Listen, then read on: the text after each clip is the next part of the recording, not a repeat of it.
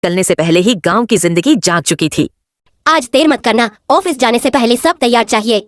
पायल ने चुपचाप। मर्दों को पतली पसंद है। राधा ने सिर हिला दिया। सर्दियों की उस सुबह जब सूरज से पहले जिम्मेदारियां जागती हैं, जहां हर घर में रोटियां बनती हैं, लेकिन हर बहू का दिल नहीं भरता। कहीं चूल्हे की आग जलती है तो कहीं रिश्तों की ठंड चुभती है। चलिए शुरू करते हैं गांव और शहर की बहुओं की रोटियों की कहानी। सर्दियों की वह सुबह थी जब सूरज निकलने से पहले ही गांव की जिंदगी जाग चुकी थी। खेतों के किनारे पसरी ओस मोतियों की तरह चमक रही थी। पेड़ों से टपकती बूंदें जमीन पर गिरकर ठंडी सांसें भर रही थीं और गलियों में बहती हवा साफ कह रही थी कि यह मौसम कमजोर इरादों के लिए नहीं होता। ऐसे ही मौसम में गांव के लोग नहीं, उनकी जिम्मेदारियां सबसे पहले जागती हैं।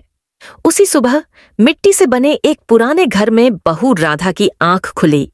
बाहर अभी अंधेरा था, लेकिन सांस की लगातार खांसी और खटोले की धीमी चरमराहट बता रही थी कि अब देर नहीं करनी चाहिए। राधा ने बिना किसी शिकायत के उठकर अपने पैरों में चप्पल डाली, जो ठंड से पत्थर जैसी सख्त हो चुकी थी। पैरों में चुभती ठंड उसे रोज की तरह याद दिला रही थी कि यह दिन भी आसान नहीं होगा। रसोई में पहुंचते ही उसने चूल्हे की राख हटाई और लकड़ियां सुलगाने लगी। आग पकड़ने में समय लगा, धुआं उसकी आंखों में उतर आया। आंचल से आंख पोंछते हुए उसे एहसास हुआ कि धुआं कम और खामोशी ज्यादा भारी है। यह खामोशी हर सुबह उसकी साथी बन जाती थी, बिना सवाल किए, बिना जवाब मांगे। इसी खामोशी में उसकी जिंदगी धीरे धीरे खुलती जा रही थी। उसी समय शहर के दूसरे कोने में ऊंची इमारत के 7वें माले पर रहने वाली बहू पायल की नींद खुली। बाहर सड़क पर गाड़ियों की आवाजें थीं, हॉर्न की तीखी गूंज थी, लेकिन कमरे के अंदर एक अजीब सी ठंडक थी जो हीटर के बावजूद दिल तक पहुंच रही थी। पायल ने मोबाइल देखा, समय निकल चुका था। सास की आवाज बाहर से आई, आज देर मत करना, ऑफिस जाने से पहले सब तैयार चाहिए। पायल ने चुपचाप कंबल मोड़ा और किचन की ओर बढ़ गई। यहाँ सब कुछ चमकदार था, चमचमाती अलमारियां, गैस चूल्हा, फ्रिज, माइक्रोवेव, लेकिन फिर भी उसे लगता था कि इस रसोई में कुछ अधूरा है। शायद अपनापन, शायद उसकी अपनी पहचान, या शायद वह सुकून जो उसने शादी से पहले सपनों में देखा था। राधा आटा गूंथते हुए अपनी उंगलियों की फटी त्वचा को महसूस कर रही थी। ठंड में ये दरारें और गहरी हो जाती थीं, जैसे हर सर्दी उसके दर्द को नया रास्ता दे देती हो। उसकी सास रसोई के दरवाजे पर खड़ी थीं। उनकी निगाहें राधा के हाथों से 100 ज्यादा उसके मन को परख रही थीं। रोटियां मोटी मत बनाना, सास ने कहा। मर्दों को पतली पसंद है। राधा ने सिर हिला दिया। उसे मायके की याद आई, जहां माँ कहा करती थी, बेटी रोटी जैसी बने, मन से बनाना। लेकिन यहाँ मन से ज्यादा नियम चलते थे। हर रोटी तवे पर डालते समय उसे लगता जैसे वह अपनी किस्मत को आंच पर रख रही हो। अगर ठीक से फूली तो जिंदगी चल जाएगी, नहीं तो ताने तैयार हैं। पायल ने भी आटे की थैली खोली। उसने सोचा था कि शहर में जिंदगी आसान होगी, पर यहाँ मुश्किलें बस नए कपड़ों में थीं। सास को सब चाहिए था, परफेक्ट नाश्ता, समय पर खाना और एक ऐसी बहू जो थकान को चेहरे तक न आने दे। पायल की रोटियां गोल थीं, नरम थीं, लेकिन फिर भी सास की भौहें सिकुड़ गईं। तुम्हारी रोटियों में वो बात नहीं है। यह वो बात क्या थी? पायल आज तक समझ नहीं पाई थी। शायद वह बात जो बिना बोले हर बात मान लेने की ताकत देती है। गांव में राधा ने रोटियां बनाकर चूल्हे के पास रख दी ताकि ठंडी न हो। सास ने एक रोटी उठाई, तोड़ी और देखा। न तारीफ, न शिकायत, बस खामोशी। यह खामोशी राधा को हर ताने से ज्यादा चुभती थी। बाहर खेतों की ओर जाते पुरुषों की आवाजें आ रही थीं। राधा जानती थी कि उनका पेट भरना उसकी जिम्मेदारी है, चाहे उसका अपना मन खाली ही क्यों न रह जाए। शहर में पायल ने टिफिन पैक किया। पति जल्दी में था।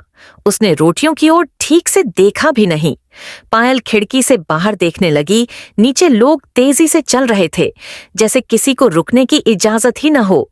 उसे लगा शहर में सब कुछ दौड़ता है, समय, रिश्ते, उम्मीदें, बस दिल कहीं पीछे छूट जाता है।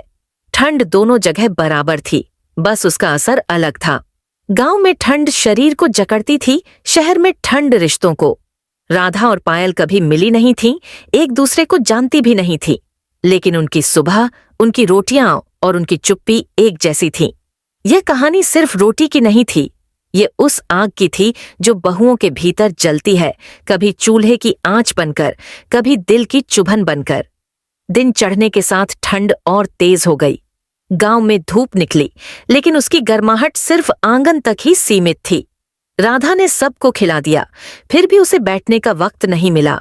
ठंडे पानी में बर्तन धोते हुए उसके हाथ कांप रहे थे। सास ने आवाज लगाई, भैंस को चारा डाल दिया? हाँ मां जी। राधा ने सिर झुकाकर कहा। यह मांझी कहते हुए उसके भीतर कुछ टूटता और फिर जुड़ जाता था। वह जानती थी इस घर में वह बेटी नहीं, जिम्मेदारी है। उधर पायल ऑफिस जाने को तैयार हो रही थी। शीशे में खुद को देखते हुए उसने थकान छुपा ली। सास ने पीछे से कहा, शाम को जल्दी आ जाना, मेहमान आने वाले हैं। पायल ने सिर हिलाया और मन में हिसाब लगाने लगी। ऑफिस, ट्रैफिक, घर।